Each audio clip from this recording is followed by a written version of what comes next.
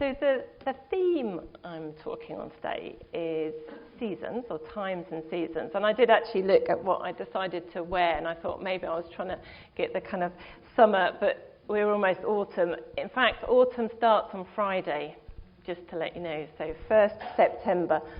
So maybe this is actually quite a kind of apt topic. Autumn's often thought of as a reflective time. And as I've looked at this topic, a big topic I realised, far bigger than I could cover, I've picked out the things that I feel that God is saying, certainly to me and to others here, maybe you as an individual or you as a church. So I hope something from today will strike a chord with what's happening in your life.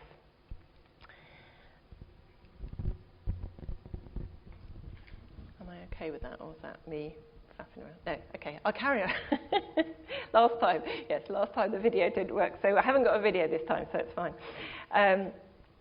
So I've picked a well-known passage from Ecclesiastes. There's lots of sort of different translations. I've gone for this contemporary English, and yeah, see, I'm gonna go slowly, well, slowly enough, hopefully for you to sort of just hear the words afresh. I say it's well-known passage. And what word or phrase strikes you? Because often the Holy Spirit does draw us to something, either perhaps something that is going on in your life, or maybe what isn't going on and you're feeling a need for. So have a listen and see what he says. Everything has its time. Everything on earth has its own time and its own season. There is a time for birth and death, planting and reaping, for killing and healing, destroying and building, for crying and laughing, weeping and dancing, for throwing stones and gathering stones, embracing and parting. There is a time for finding and losing, keeping and giving, for tearing and sowing, listening and speaking. There is also a time for love and hate, for war and peace.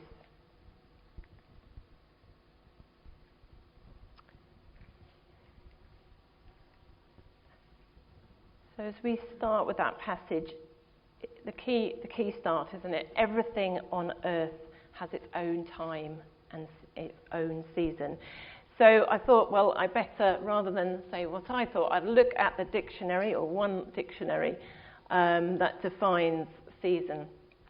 And it says, a period of the year characterised by a particular climatic feature, or marked by a particular activity, event or festivity. You could tell it was a English, dictionary, I'll get the right word, because it talked about, the next phrase was, you might say, the cricket season is started, or something like that. Cricket season is upon us. In fact, that's probably a phrase from my dad.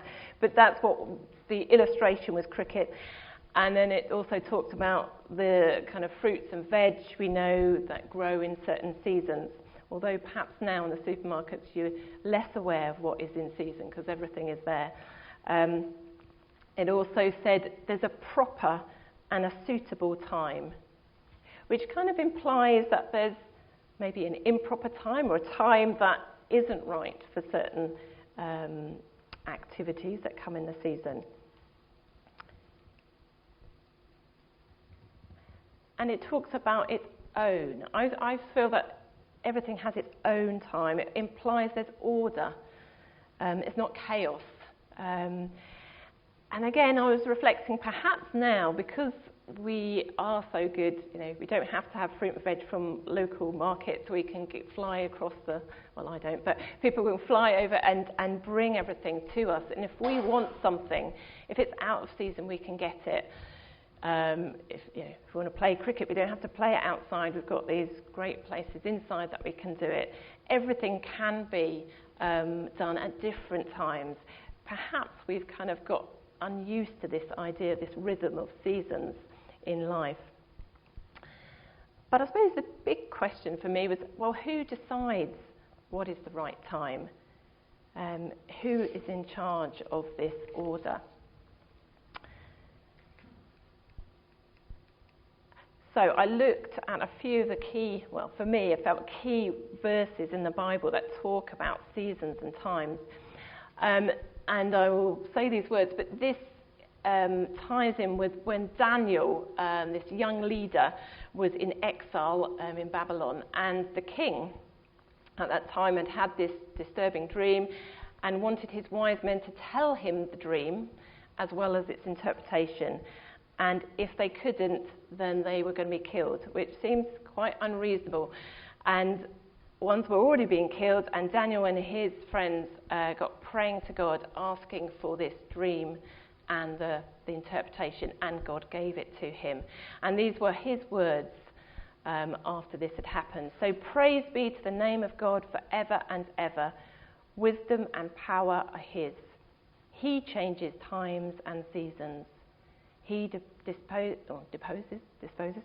kings and raises up others. And it was just his this truth, I suppose, that rose up in him, that even with this powerful king who seems to have control, actually over him is the Lord, who is the one who can move kings, who can change times and seasons. He has the ultimate power. But God is a generous God, and he has created us in his own image, and he gives us free will, and he allows us to create and think and plan. And in our hearts, things bubble up, and he kind of co-creates and co-plans with us. But in these verse, in their hearts, humans plan their course, but the Lord establishes their steps. I feel it certainly says that the Lord is the one who's ultimately in charge. And it reminds me of a time about 15 years ago. I didn't have sat-nav or anything like that, and my phone was a Didi one. I didn't have Google Maps or anything. And I was in London, so I was using my A to Z, and I was using the old map that I had in my car. I was staying with a friend near Clapham, and I had this course thing that I was going to at a course in Croydon, Purley Croydon. So I kind of looked through the map and I wrote down instructions, and what was good, certainly the first day, I saw these signs, and it directs you to Purley Croydon, so fantastic. I just followed that, and I got there. And I did that for 2 days, and then I thought, I seem to be taking much longer than I think I should. It's not directing me on the most direct route. So I looked, my husband would say I love maps and stuff, so I was kind of looking and trying to find out the shortest route between these points, and I thought, right, I'm going to do that tomorrow. I can cut off 5 minutes here, 5 minutes there. So I set off, and where it said go right, I thought, no, I'm going to go left because I know this is quicker. So I did that left, did the right thing, got to the next junction, and I couldn't turn the way I wanted to because it was a nose-free road, or it was a one-way or something like that, but I couldn't do that. So I had to go the other way, which then took me around, and eventually I was back where I started. And I thought, okay, great, right. I'm not going to be put off. So I thought, well, no, I'll go through this one, but I know the next one I can take. So the next junction, right, I'm going to try this, and this will work. And so, more determined, I turned the right this time, and I went through the housing estate. I thought, yeah, I could cut through, and got back, and I couldn't get through where I wanted to. I couldn't turn that left. So I had to go, where it told me, and then I was right back. In fact, I think right back at the first junction. At this time was clicking on, and I thought, I've got to go, I've got to follow where they tell me and give in.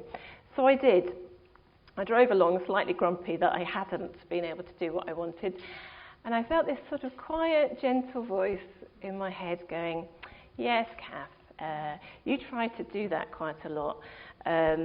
You try to go, we know where you're going, but you try and shortcut things. You try and go the way you want to.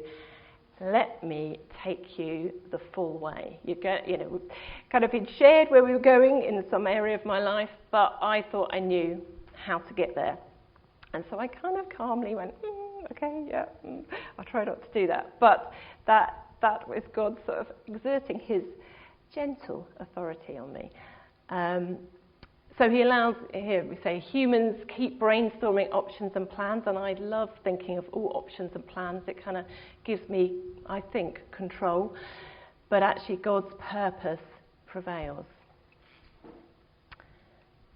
And lastly, so this comes from when Jesus is speaking to the disciples. He's risen from the dead, and they say to him, is this the time that you're going to bring the kingdom, or a kingdom for Israel? Is this the time we're going to sort of take over?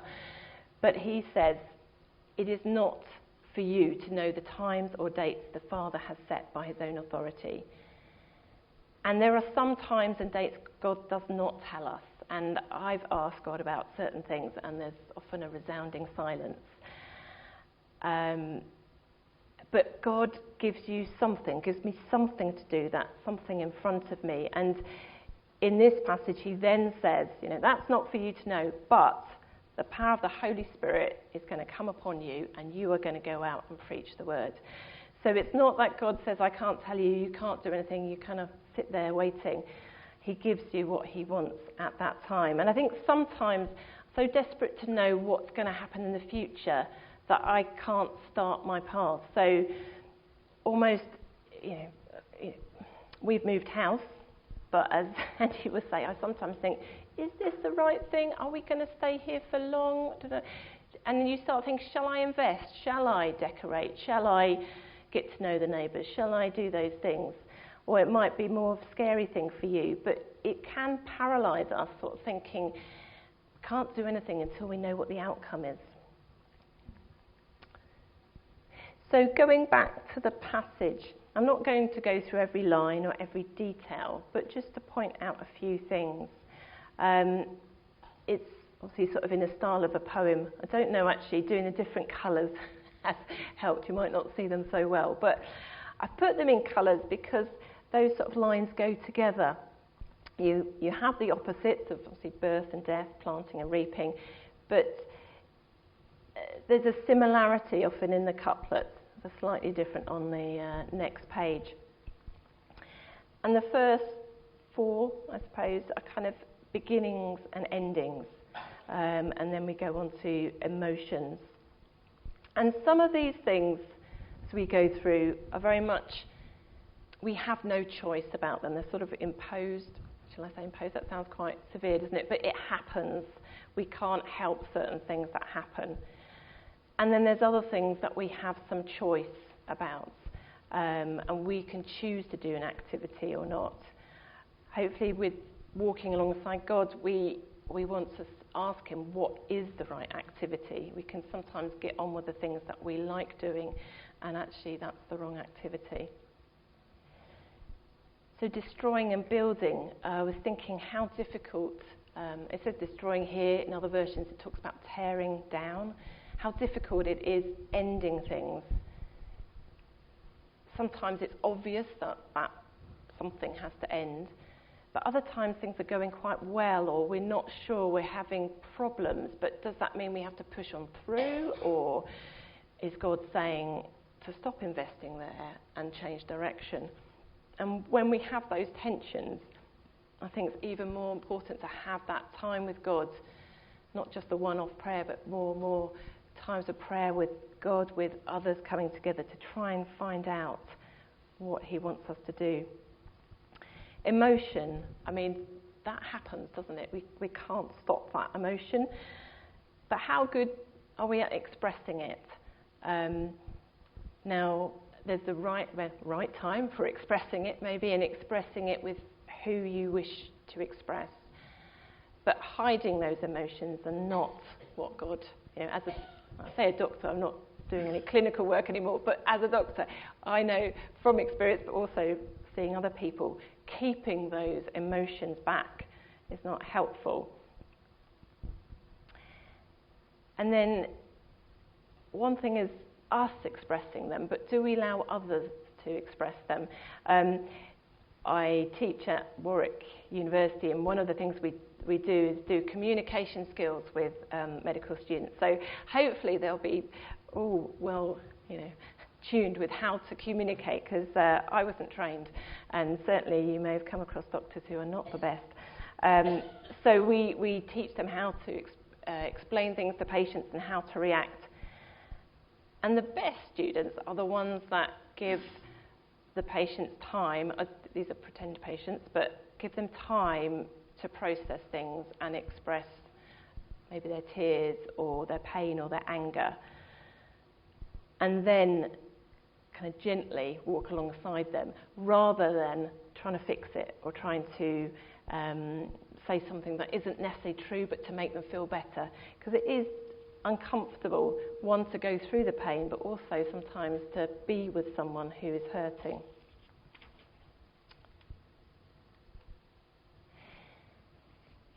So I don't know whether you knew why we've got throwing stones and gathering stones.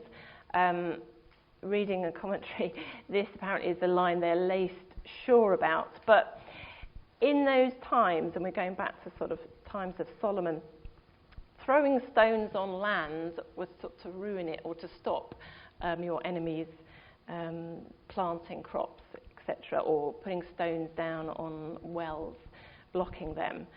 And then obviously gathering stones is making the land ready to plant. But it's strange that this line is in the middle of the emotions and then embracing and parting, so almost kind of relationships. So it could be, yes, a practical thing of clearing things, but it also could be something to do with relationships and whether you're gathering the stones of things that are undermining those relationships and trying to get it ready for better things. Obviously, as we go through, there's things about possessions. Here it says finding and losing. Sometimes it's finding, but also when do you give up looking for something, searching for something. And also our ambitions. They talk about keeping and giving, but also it's what things do we hold on to for ourselves and what things do we give to others. And I was thinking that the rest of it, going back to love and hate and war and peace, again, that's probably a sermon series in itself. But there are times that we do need to hate evil, injustice, suffering, abuse, all those things that harm others and are not meant to be here in God's world.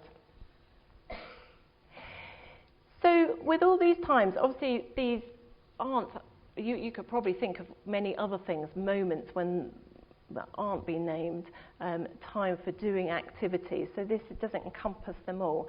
But the idea, there is a right time, and there's this, sometimes these happen and sometimes there's a choice. And I've grouped these activities, actions together into seasons, because sometimes these may come on exactly on their own, but often they're clustered together. So of the things in Ecclesiastes, we've got the planting, building, laughing, dancing, etc. And I've kind of put spring into summer because I would say sometimes they overlap a bit. Other words to describe this season, inspiration, hope, birth, you kind of think of new life as spring, and then as it gathers momentum, you've got the strength and energy and lots of activity going on and using your gifts and flourishing. And the arrows sort of indicate spring moves into summer. When we go further down, we get to autumn and winter, but the arrows continue round. Winter doesn't stay in winter. Winter does go into spring. We sometimes forget that when we're in a long winter. Certainly in this country we do. We wonder if it's ever going to come. And then summer comes into autumn. And with those autumn words, they're not attractive particularly, are they? Kind of losing, giving away, tearing, and then perhaps some slightly more attractive words in the agricultural world, the gathering in and pruning, but there's a letting go and a diminishing. And actually going into winter, now not all of these things happen perhaps in a winter here, but there's a sense of coldness and darkness and loss and even failure. And we may want to choose just to be in the spring and summer, but inevitably in aspects of our life there's autumn and winter. And my questions at the bottom there are, say, where do you think you are? Now you might feel, actually looking at that, I'm all in one season, or you may, which is quite common, see, well, this area of my life is definitely in the summer and there's lots going on, it's exciting and enjoyable.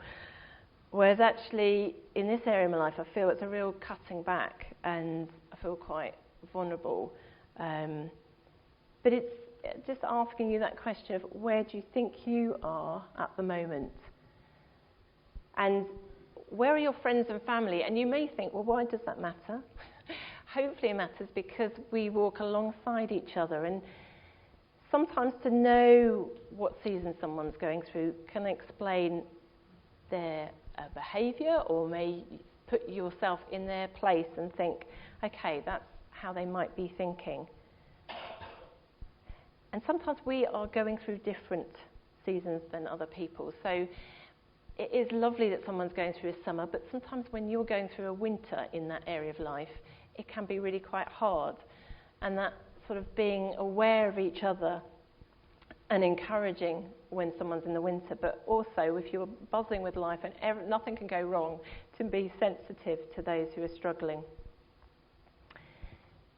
And where is your church? Because I don't know much about this church, so I don't know what's happening or what's not happening. And as I say, different aspects of church life might be in these different places, but sometimes it might feel like kind of overarching, we're in this season. And therefore, if you're in these seasons, these are the kind of activities that will be happening. So why does this matter? I always sort of think with all my work, it's like, well, so what? What does that mean? Sorry, I don't want to cough with my... So, accepting your autumn-winter season. Let me read this passage that God gave to me as I was in a winter period of life. This is what the Sovereign Lord, the Holy One of Israel, says. Only in returning to me and resting in me will you be saved. In quietness and confidence is your strength, but you would have none of it. Now, you can get a fridge magnet with the first few lines, but it doesn't normally have the "but you would have none of it." So it was quite a shock to me having that line. And it was said gently rather than kind of accusingly. But things in my life, work had stopped. I suppose my mental health wasn't great. Finances weren't good either. And it did feel very much like I suppose now, if I look back, a winter time. But I was desperate to stay in summer. I was trying to solve it all. I was trying to sort out the work. And I sensed God say, no, actually this time is for rest. And it can be really scary to rest, especially when things aren't going well. Because for me, when I rest, all the stuff inside comes up. And that can be painful, or you can feel fearful. So the encouragement for me at that time was to rest and receive. And at that point, resting meant things came up, but with things coming up, then healing happened. And wisdom and other things that God gives you in this time. You can't be in a constant summertime. So I'm going a bit croaky. I might just, sorry.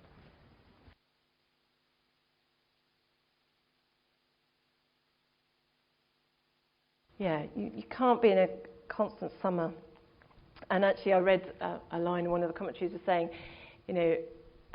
for a good leader, I was talking about leadership, you must have some times of rest. You must have times in that winter to reflect and to regroup.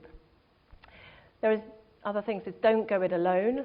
Hopefully, in your church networks and friends and family, there are people who walk alongside you. But they need to remind you that spring is coming. And also remind you of the things that are going well in your life. Not everything will be winter. If I look back at it, okay, there were things that weren't great, but actually I had more time for people. My relationships were growing. And also time with God. I had more time for him. And those elements of my life were showing green shoots. Don't get stuck. So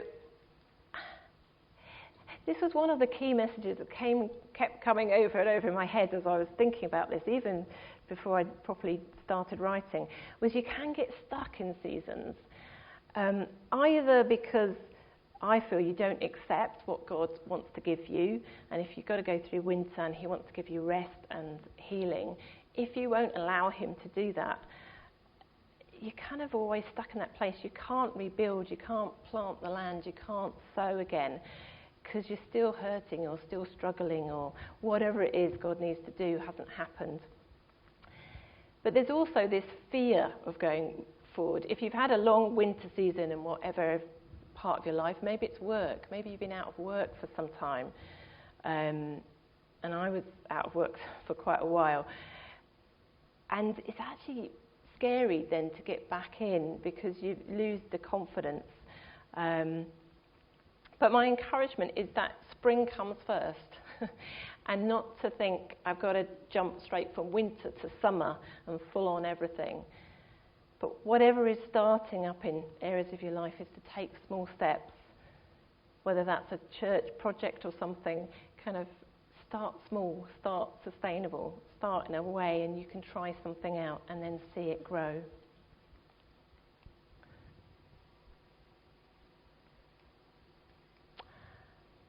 And then embracing your spring and summer. I chose this this is a little picture that came up when I started the slide, but I thought it was quite good because it shows a child this fascination of looking at these plants growing, but it's also quite messy. So summer can be full on, but it's not always straightforward or easy. It's messy. There's a lot of work going on. So these verses are from Jesus saying to his disciples, "Don't you have a saying, it's still 4 months until harvest? I tell you, open your eyes and look at the fields. They are ripe for harvest. Even now the one who reaps draws a wage and harvests a crop for eternal life, so that the sower and the reaper may be glad together."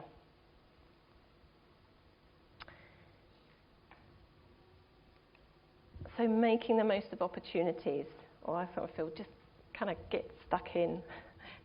Take risks, take godly risks, don't just be a kind of random risk taker. Take risks for the right reasons. But, some things don't work out, but it's how you want it to work out. But actually, if God is calling you to go for that, try it out. And then keep in touch with God's direction. Sometimes with the busyness of things and the success of things, I know I get distracted, and I like being busy and like being wanted to do stuff, and often our time evaporates. So spending time with God is sometimes harder in those busy times, and to hear what God's saying. And as I said before, kind of being sensitive to those who aren't going through the summer season.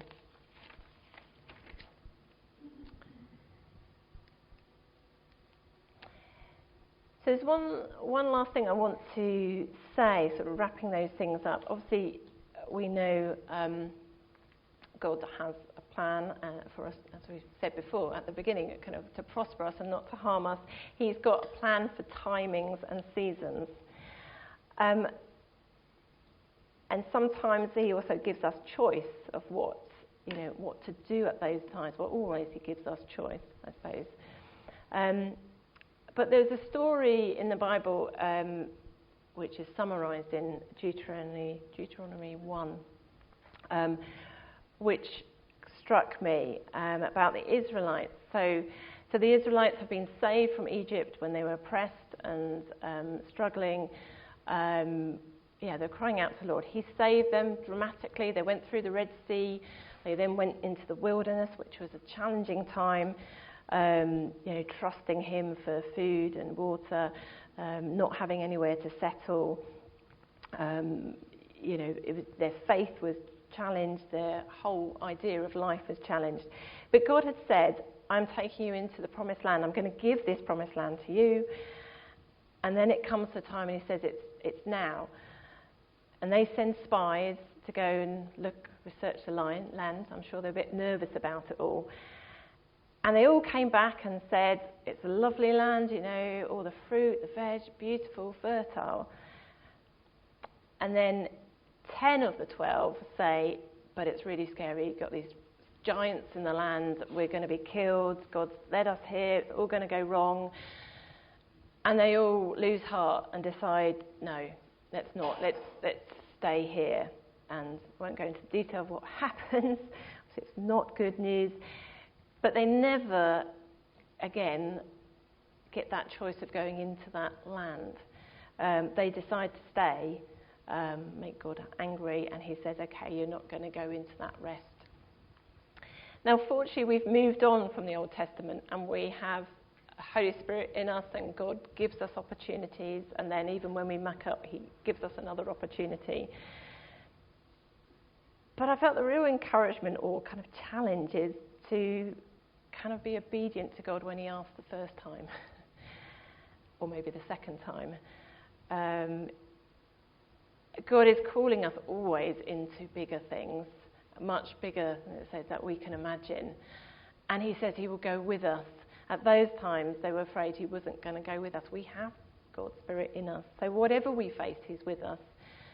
And he calls us to challenges, but he calls us to harvest and great things and great fruit. So what season are you in? Individually, friends, family, as a church? And do you feel you're accepting it? Embracing it even? Are people going ahead and actually you're on the sidelines and really you need to be in the action, doing whatever you can do to be part of that?